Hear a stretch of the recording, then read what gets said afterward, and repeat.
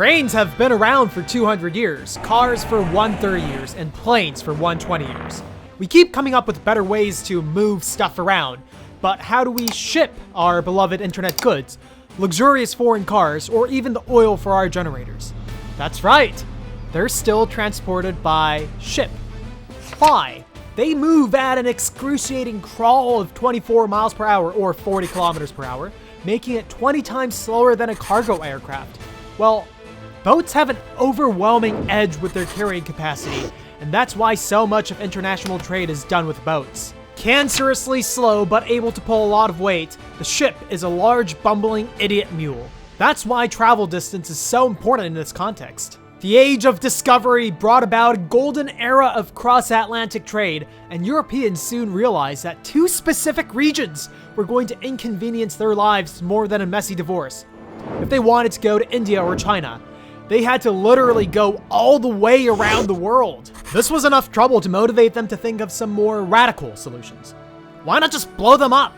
Unlike the Panama Canal, which was relatively unknown until the age of discovery, a lot of civilizations tried to shoot a hole through the Suez like John F. Kennedy.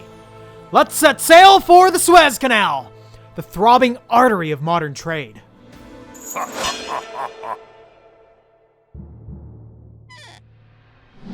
The Suez Canal was on the Suez Isthmus, which was Egyptian territory since the ancient pyramids. This temptation drove the talented Egyptian engineers absolutely crazy with yearning.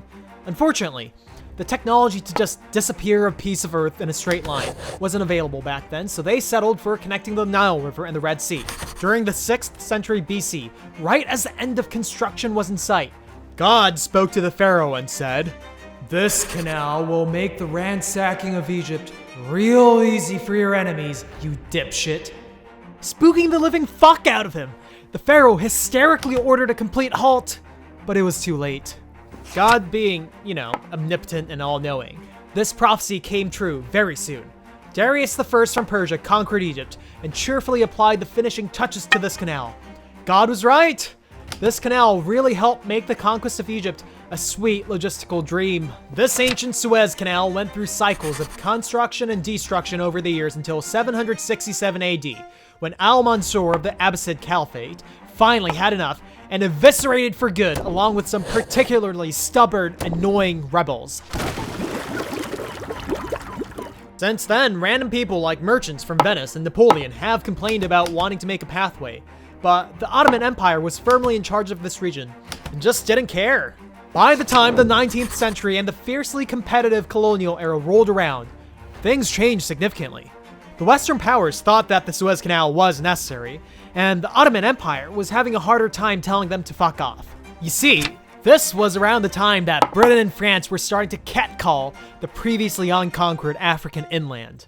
The whole world saw what happened to China, the proud, formidable bastion of the East. Britain bitch-slapped China into oblivion and castrated it through the Opium Wars.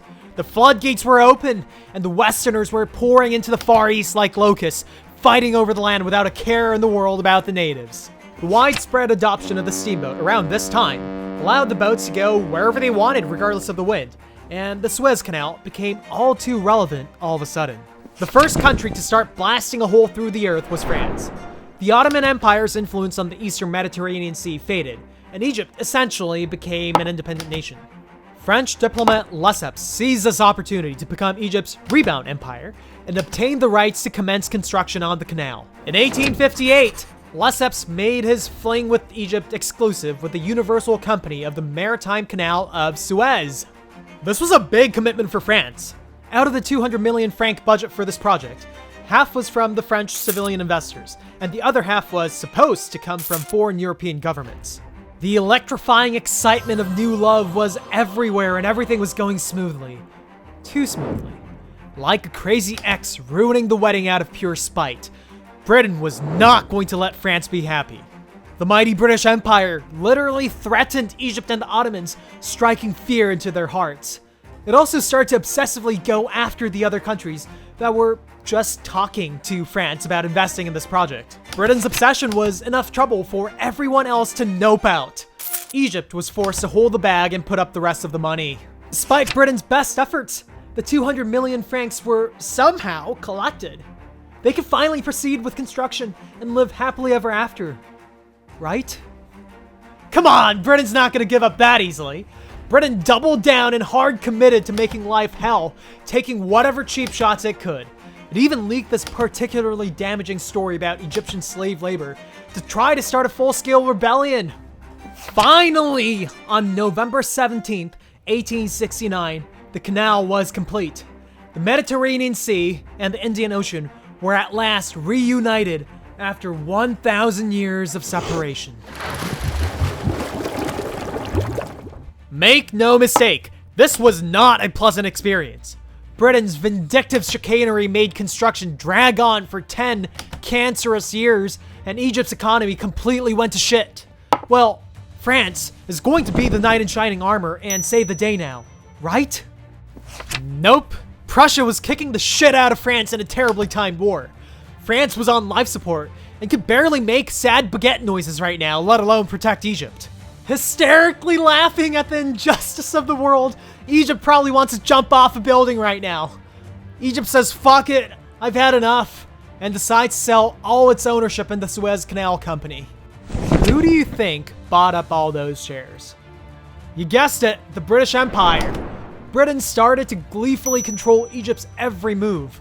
When Egyptian nationalists started a rebellion in 1879 against their cuck government, Britain was like, a rebellion?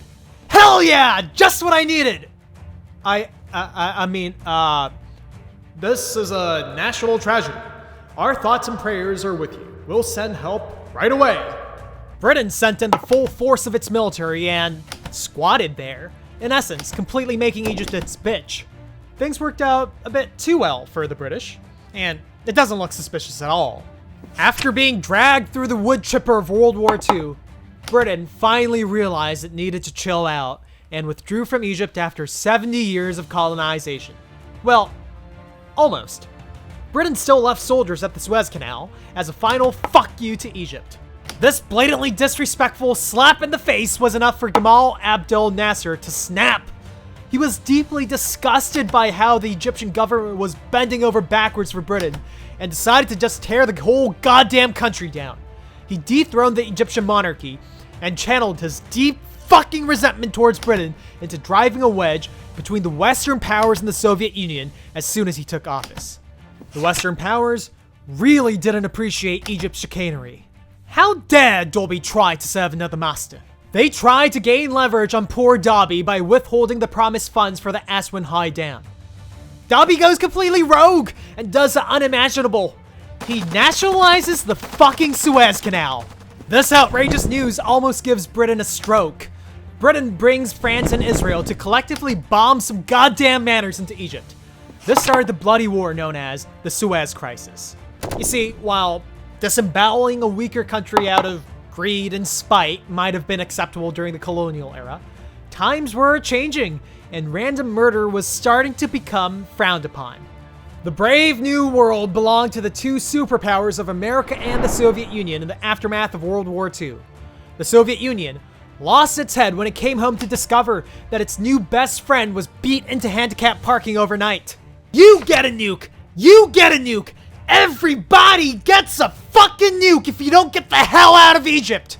Surely their good buddy America wouldn't tolerate this, right? Oh man, they were in for a surprise.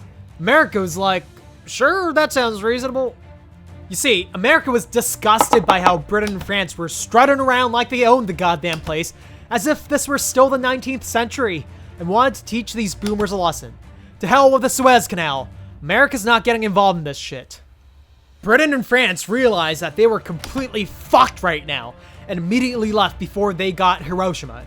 Israel, too, returned the Sinai Peninsula to Egypt, and at last, the Suez Canal belonged to Egypt. The Suez Canal and America's Pacific Railroad were conveniently finished around the same time. Their synergy accelerated the brave new world of international trade and global colonization. The Suez Canal became a priceless economic and geographic asset immediately upon birth. A staggering 8% of all goods in the world go through here.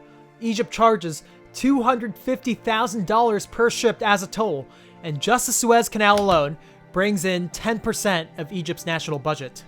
With so much money floating around one location, Somalian pirates sniffed an opportunity and camped the Gulf of Aden, merrily looting ships as they passed by.